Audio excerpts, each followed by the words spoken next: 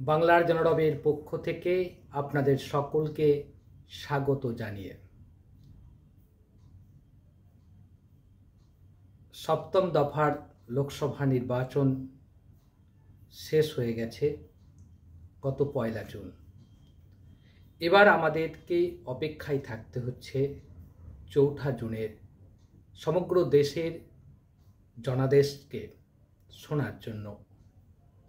সবাই যখন এই অপেক্ষার মধ্যে আছে, দেশের মানুষ আগামী 5 বছরের জন্য কোন দলকে বা কোন জোটকে দিল্লির শাসন ছাড়ছে বা দিচ্ছে, দায়িত্ব দিচ্ছে, তার অপেক্ষায় আমরা যখন আছি, ঠিক তখনই 1 জুন গত শনিবার, অর্থাৎ শনিবার সন্ধ্যে থেকে সম্প্রচারিত হলো বিভিন্ন সংবাদ মাধ্যমে এক্সিট পোল। এই এক্সিট পোল বা বুথ ফেরত সমীক্ষা বহুদিন থেকেই চলছে। এই বুথ ফেরত সমীক্ষার গ্রহণযোগ্যতা, তার কার্যকারিতা নিয়ে অনেক প্রশ্ন দেখা দিয়েছে।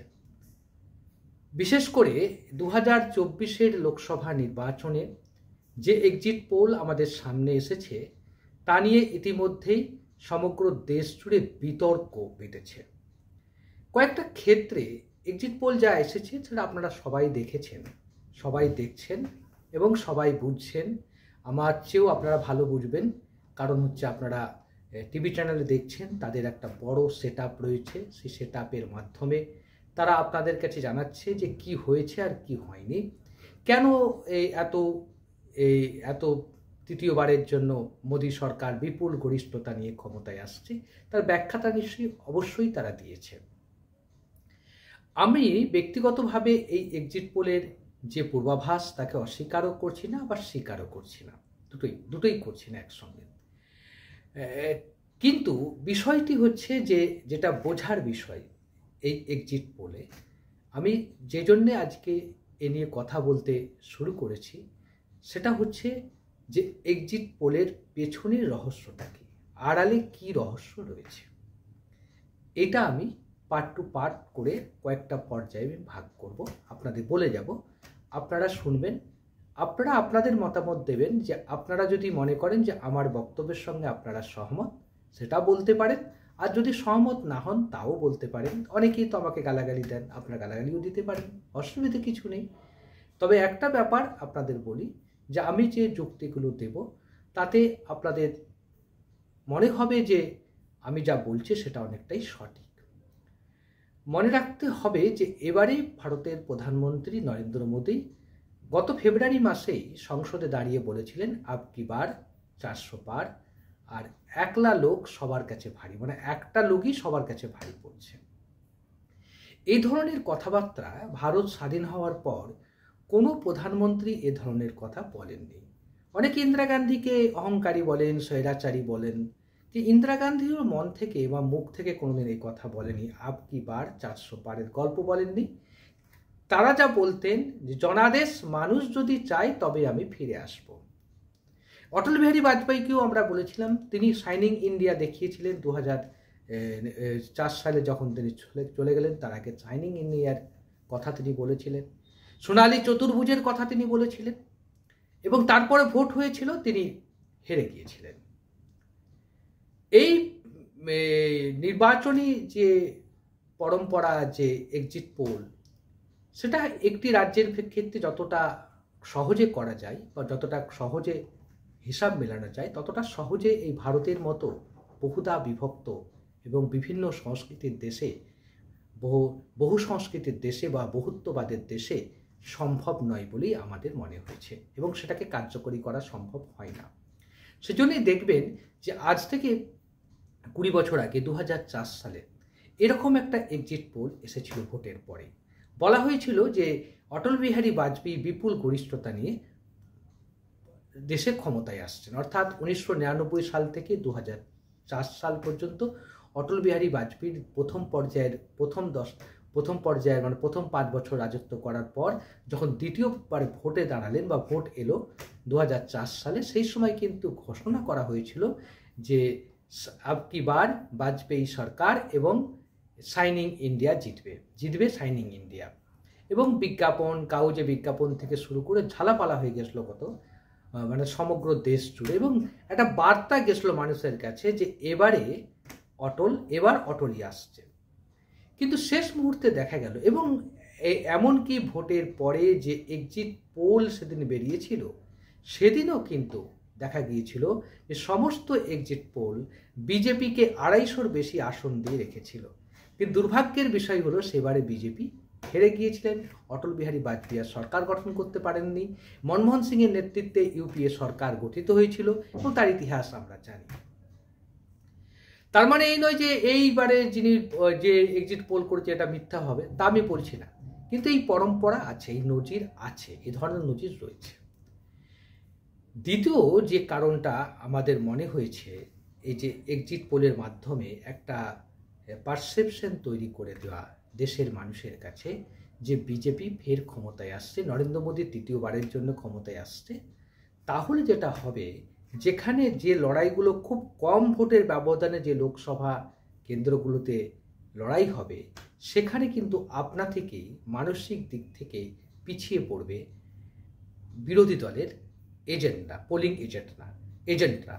সেজন্যই আজকে দেখা গেল গত শনিবার এক্সিট পোল আসার পর আমরা দেখলাম রবিবার সারাদিন ধরে যেমন নরেন্দ্র মোদী ব্যস্ত ছিলেন, একই রকমভাবে ব্যস্ত ছিল কংগ্রেসও। একটা বিষয় এখানে খুব পরিষ্কার, বিভিন্ন সূত্র থেকে পাওয়া যে খবর, সেটা যদি সত্য হয় তাহলে খুব মারাত্মক খবর, যে এক্সিট পোল নাকি ভোটের যেদিন ঘোষণা হচ্ছিল এক্সিট পোল শনিবার, তার আগেই নাকি তৈরি করা হয়েছিল, প্রিন্টেড হয়েছিল, এবং সেটা শুধু দেখানো হয়েছে। যদি এই ধরনের ঘটনা ঘটে থাকে, খুব মারাত্মক বিষয়। তারপরের যে কারণটা আমি বলবো, এই পারসেপশন তৈরি করা হলো, পারসেপশন তৈরি করার ফলে মানুষের কাছে বার্তা গেল যে বিজেপি এমনিতেই আসবে।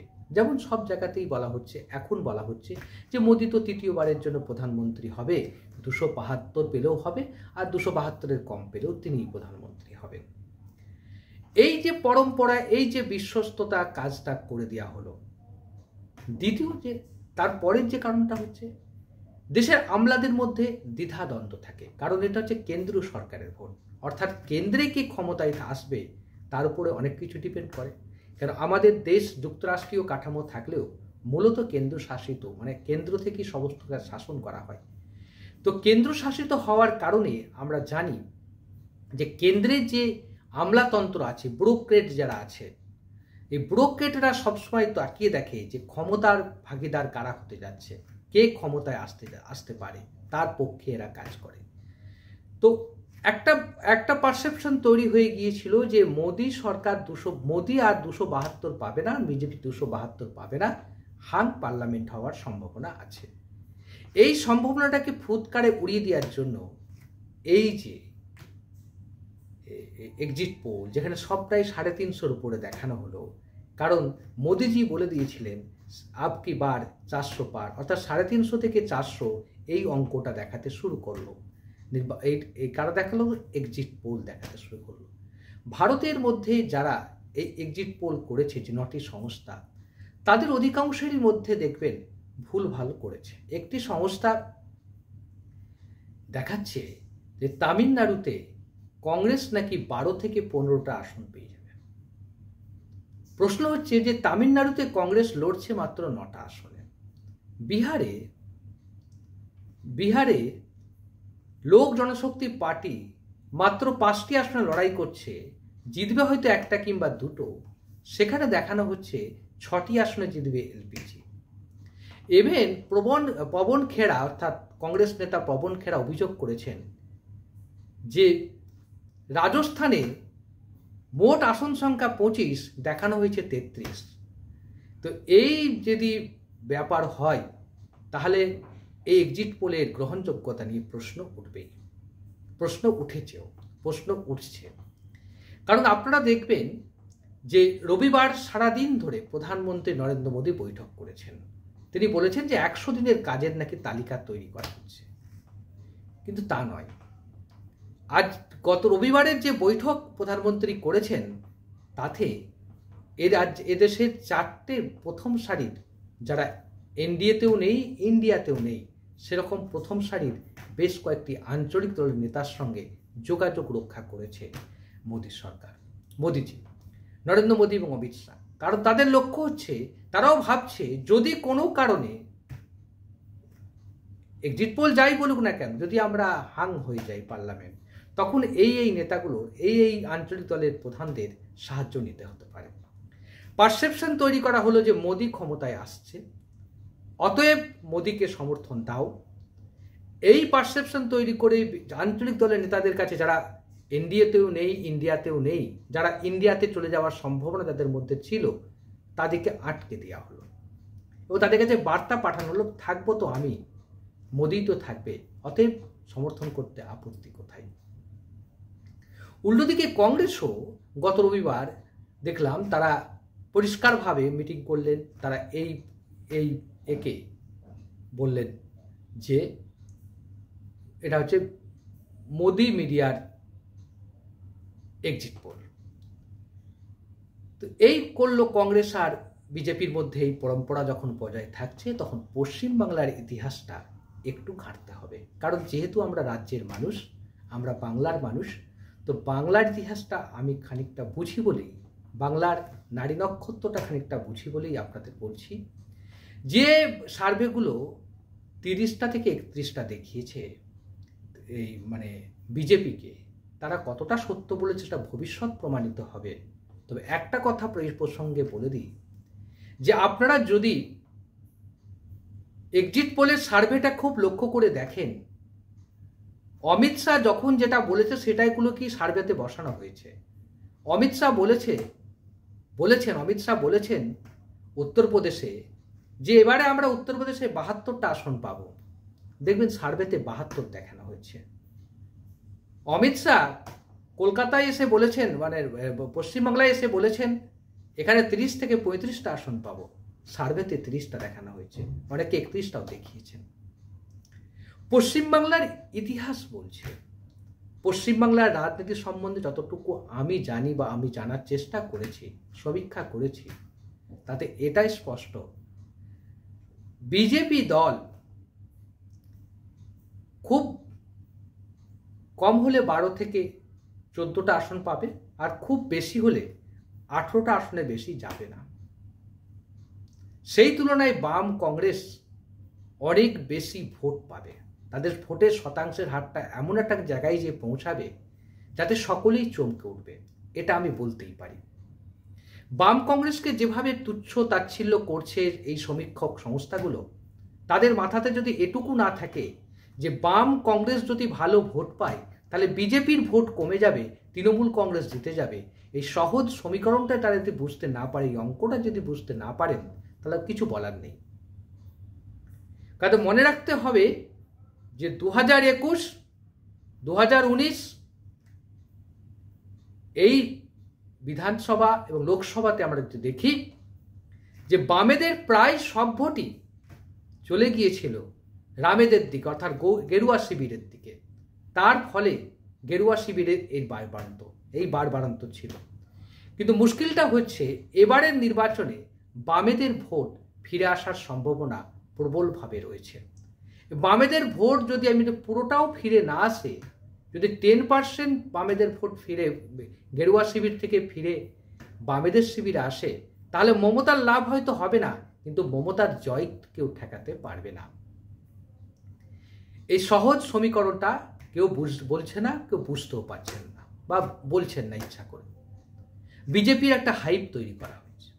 আর একটা কথা, তৃণমূল কংগ্রেস যদি সত্যিই এ রাজ্যে খারাপ ফল করে, যদি ওই এক্সিট পোলের অনুসারে যদি ফল করে, তাতে অবাক হওয়ার কিছু থাকবে না। কারণটা হচ্ছে তৃণমূল কংগ্রেস এই খারাপ ফল করার জন্য তৃণমূল কংগ্রেস নিজেই দায়ী হবে।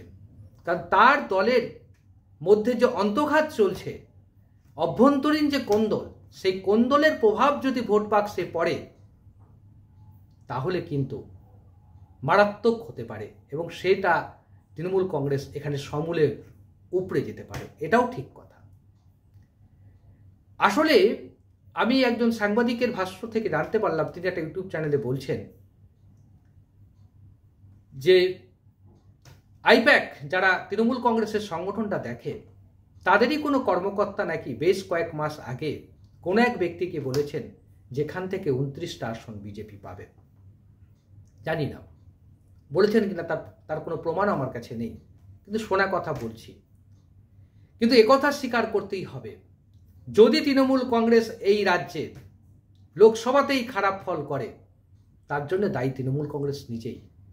কারণ একটা কর্পোরেট সংস্থার হাতে দলের দায়িত্ব দিলে যা হয় সেটাই হতে চলেছে, সেই পরিণতিই দলের হবে যদি সত্যিই খারাপ ফল হয়। কারণ মনে রাখবেন, যে কর্পোরেট সংস্থাকে তৃণমূল কংগ্রেস দায়িত্ব দিয়েছে তার সংগঠন দেখার, সেই কর্পোরেট সংস্থা আবার একসময় বিজেপির এজেন্ট ছিল, বিজেপির দায়িত্ব নিয়েছিল।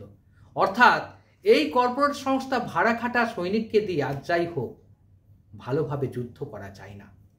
সেটাই হতে চলেছে হয়তো তৃণমূল কংগ্রেসের ক্ষেত্রে। তবে তৃণমূল কংগ্রেসের ক্ষেত্রে যেটা ঘটতে পারে সেটা যেমন আমি বললাম, একই সঙ্গে এটাও বলছি যে বাম কংগ্রেসের ভোট এখানে বাড়বে এবং বাম কংগ্রেস এক্সিট পোলের পরেও বলছি বাম কংগ্রেস এখানে এমন রেজাল্ট দেখাবে, এমন ফল দেখাবে যাতে চমকে উঠতে হবে। এবং সেটা রায়গঞ্জ থেকে শুরু করে মালদা উত্তর, মালদা দক্ষিণ, বহরমপুর, মুর্শিদাবাদ, জঙ্গিপুর, কৃষ্ণনগর, পুরুলিয়া এবং বর্ধমান, দুর্গাপুর একটা অসম্ভব ভালো রেজাল্ট করবে এই বাম কংগ্রেস জোট। এমনকি ভোট শতাংশের হারও তারা অনেকটাই বাড়াবে বলে আমাদের মনে হয়েছে। সবচেয়ে যেটা তৃণমূল কংগ্রেস যেভাবে এই এক্সিট পোল সামনে আসার পর মমতা বন্দ্যোপাধ্যায় যেভাবে প্রতিক্রিয়া দিয়েছেন তাতে আমরা অবাক হইনি। কিন্তু মমতা বন্দ্যোপাধ্যায়ের কাছে আমাদের অনুরোধ, আপনি যেভাবে একটা কর্পোরেট সংস্থাকে দলের সংগঠনের দায়িত্ব দিয়েছেন তার ফল আপনাকে ভুগতেই হবে। এবং এই যে হার, যদি হেরে যান তারপরে কিন্তু আর ঘুরে দাঁড়াতে পারবেন না বাংলার রাজনীতিতে। যদি এই রাজ্যে লোকসভা নির্বাচনে সত্যিই যদি বিজেপি এক্সিট পোল অনুসারে আসন পায় তাহলে কিন্তু তার প্রভাব অনেকটাই পড়বে এবং মূল লড়াই শুরু হয়ে যাবে বিজেপি বনাম সিপিএম এর মধ্যে। তবে একটা ব্যাপার খুব পরিষ্কার, আমার মনে হয় না যে এক্সিট পোল পশ্চিমবাংলাকে নিয়ে করেছে অ্যাক্সেস মাই ইন্ডিয়ার মতো একটা সংস্থা, যারা গুরুত্বপূর্ণ সংস্থা, তারা যেভাবে বলেছে বিজেপি 46% ভোট পাবে, এটা বিশ্বাসযোগ্য নয়। বিশ্বাসযোগ্য নয় যে বাম কংগ্রেস জোট 13% ভোট পাবে, এটাও বিশ্বাসযোগ্য নয়। বাম কংগ্রেস কমপক্ষে 24 থেকে 25% ভোট পাবে, এটা আমরা বলছি এবং মিলিয়ে নেবেন, আপনারা মিলিয়ে নেবেন ভোট তারা পাবে। তৃণমূল কংগ্রেস বিজেপির চেয়ে বেশি ভোট পাবে, এটাও মিলিয়ে নেবেন, এটাও হতে চলেছে।